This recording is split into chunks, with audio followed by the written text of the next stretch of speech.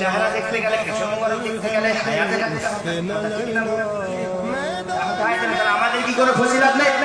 আম্মা জান আয়েশা দ্বিতীয় রিওয়ায়াত, আম্মা জান আয়েশা বলছে আমার আপনার নবী তাজদারে মদিনা জবানে মুবারক থেকে বলেছে যিকরু আলাইকুম ইবাদাতুন, আলী জিকির করাটাও হলো ইবাদত।